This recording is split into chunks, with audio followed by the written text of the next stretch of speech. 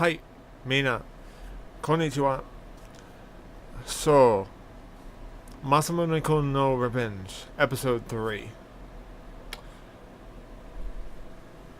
A couple things happened in this episode, but first let's cover the bigger story.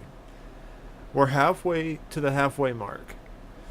So, things are changing, perspectives are changing, and it makes everything much more enjoyable to see these characters go through some of the changes that they are. Most notably between Aki and Masamune. So, that's a couple of notable things happened in this episode. So, if you want to go watch the episode, which I do recommend that you do because it was very good, come back. I'll be waiting. I won't get upset. But yes, go watch it. Tell me what you think in the comments below, and we're going to get into spoiler territory in 3, 2, 1. You've been warned. Okay, so let me reposition because this requires repositioning.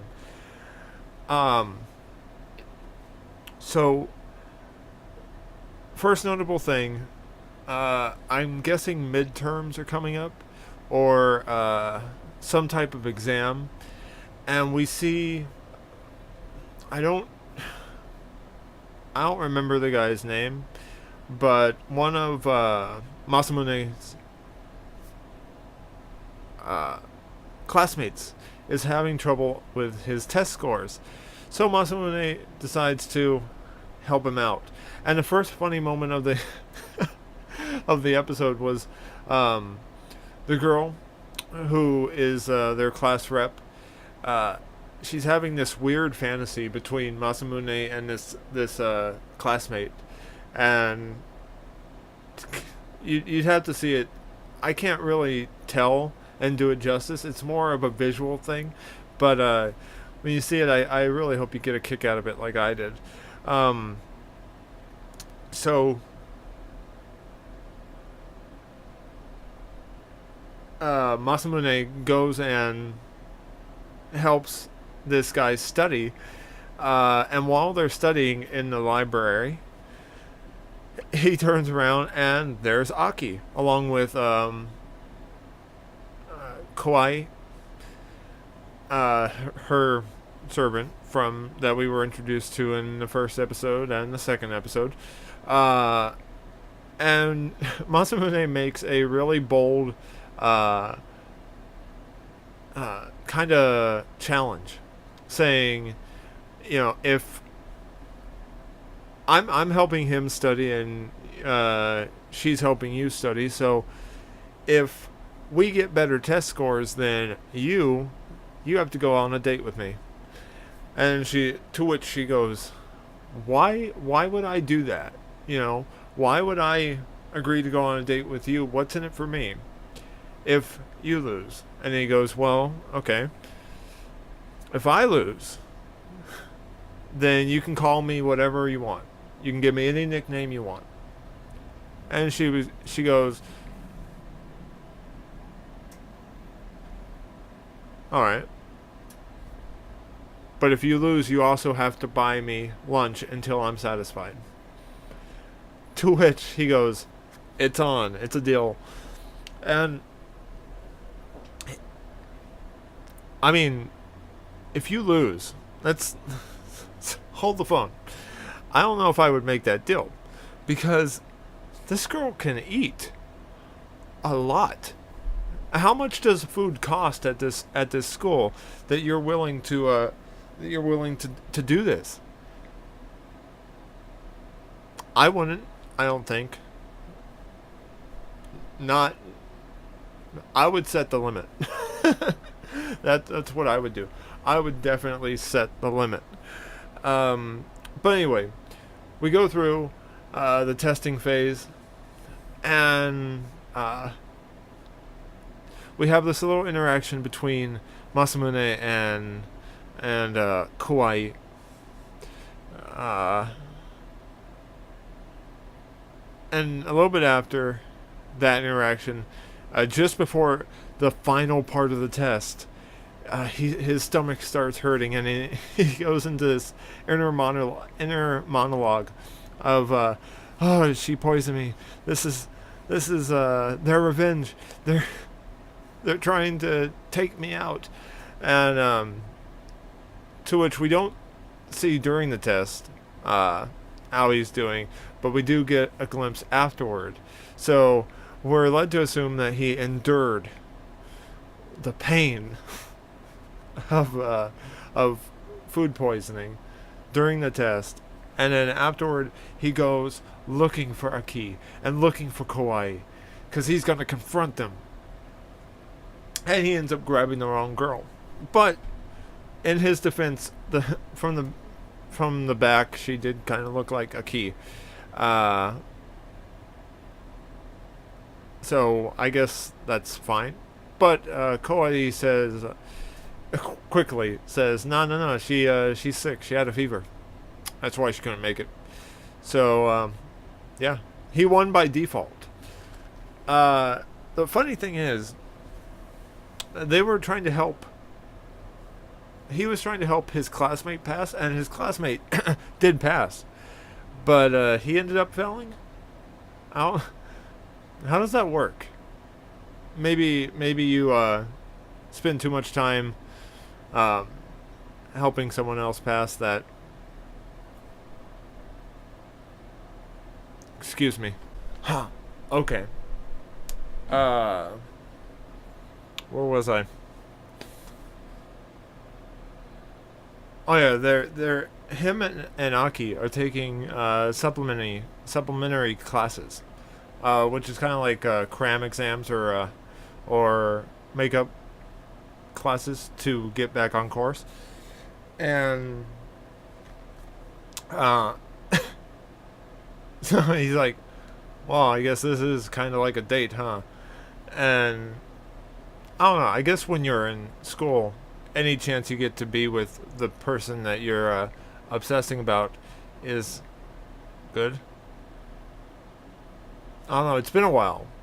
It's been a while for me. I don't remember. Actually, that's a lie. I do remember, and I can pretty much say, yeah, probably. Anyways, the second notable thing that happened in this episode is their date. And it's notable for a few reasons. One, it kind of gave Masamune a chance to see that Aki is really, she's not a bee because she wants to be. She doesn't know any better. She's just never been taught, and he always has saw her as this brutal princess, this very unapologetic person. But we find out later that who he was viewing as an unapologetic person was actually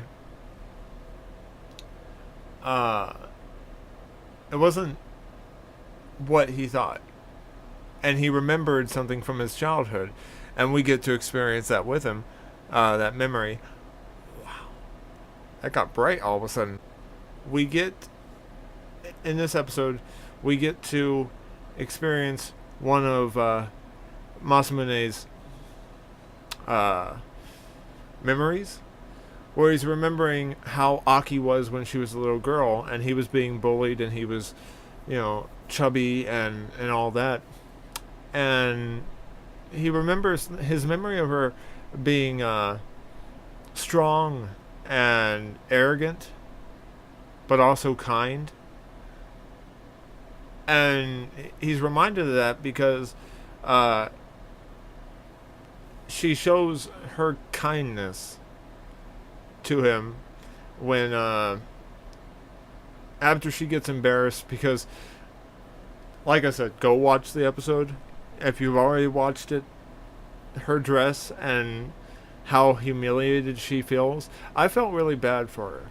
which is something because I don't usually feel bad for the antagonist, but I felt bad for her because she was really humiliated, and she puts a lot of blind trust into Kawaii and Kawaii. Sorry, I had to run through that in my head. She puts a lot of blind trust in her, and it really like backfired on her, and it's pretty sad. Uh, so she ends up breaking down and crying, and pretty much in front of everybody because it was in a changing room. And Masamune, he runs, opens the curtain. She's in her undergarments. Okay, so he opens the curtain and he goes, "Is everything okay?" And then he realizes really quickly that she's not wearing clothes, and she knocks him out with one punch. Seriously, knockout. It doesn't seem right. I mean, I would figure you'd get hit, but to be knocked unconscious, that doesn't seem realistic. But hey, this isn't real life. This is anime. Anyway, we get a glimpse of her kindness. In nearly the last scene of the show, and we're shown her with him on her lap, his head on her lap, and she's just there waiting for him to wake up, and she didn't leave him. Because even though she is cruel, even though she is arrogant and rude, she does have a kindness, and she doesn't want to, abandon anybody. I will say in the very last scene, we get introduced not by name, but by imagery, and we can assume that it's Kawai's sister, or like older sister. I'm thinking, but she looks just as devious as Kawai, so maybe next week we'll get to see and hear from her a little bit more, because Kawaii is very devious in her plans. She's very meticulous. Because she orchestrated what was going to happen during the day, but what she didn't expect was that Aki would become humiliated, would find out that she was lied to, and she didn't expect that, but she's still having fun. And I mean, this looks like it could turn into a show where the antagonist that you're introduced to, you start to feel very sorry for, and by the end of it, you're just rooting for them to change, to become a better person. And I'm thinking that could be where it leads, although I've been wrong, drastically wrong before about anime and storylines. So I mean, just look at Twin Star Exorcist. I didn't know that was going to happen, but it did. Oh God, it did. Okay, so I think I've rambled on long enough. Thank you for your time. If you have watched episode 3 of Masamune-Kun No Revenge, go ahead and tell me what you thought. Do your opinions or views differ from mine? Leave a comment. If this video was helpful, leave a like. Don't forget to subscribe for more, and I will see you. Hold on. Yeah, so I will see you in another video later today for Chaos Child. I know Chaos Child came out yesterday, but on my schedule, my schedule's a day late. So what are you gonna do? Nothing. Sorry. Anyway, I hope you have a wonderful day, and Yoichi Nichiwo. Bye bye.